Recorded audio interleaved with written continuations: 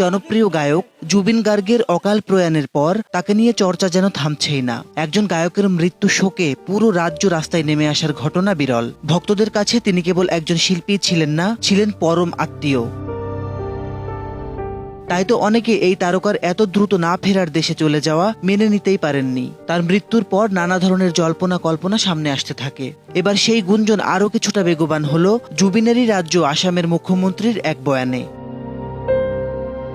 দুর্ঘটনায় মারা যাননি জুবিন, তাকে হত্যা করা হয়েছে, এমন দাবি করেছেন আসামের মুখ্যমন্ত্রী হিমন্ত বিশ্ব শর্মা। মঙ্গলবার বিধানসভায় জুবিন গার্গের মৃত্যুর প্রসঙ্গে মুখ্যমন্ত্রী বলেন, প্রাথমিক তদন্তেই পুলিশ নিশ্চিত হয়েছে এটি আকস্মিক মৃত্যু নয়, এটা খুন।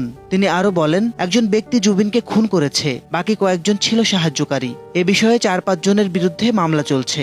এতদিনে কেন জুবিনের মৃত্যু রহস্য উদ্ঘাটিত হয়নি তা নিয়ে ক্ষোভ প্রকাশ করেছেন মুখ্যমন্ত্রী। গত 19 সেপ্টেম্বর সিঙ্গাপুরে স্কুবা ডাইভিং করতে গিয়ে রহস্যজনকভাবে মৃত্যু হয় এই সঙ্গীত শিল্পীর। সেখানে নর্থ ইস্ট ইন্ডিয়া ফেস্টিভ্যালে যোগ দিতে গিয়েছিলেন তিনি। অন্য শিল্পীদের সঙ্গে ইয়োটে বেড়াতে গিয়ে সমুদ্রে নামলে এ মর্মান্তিক ঘটনা ঘটে। মাসিদ রনো, সময় সংবাদ।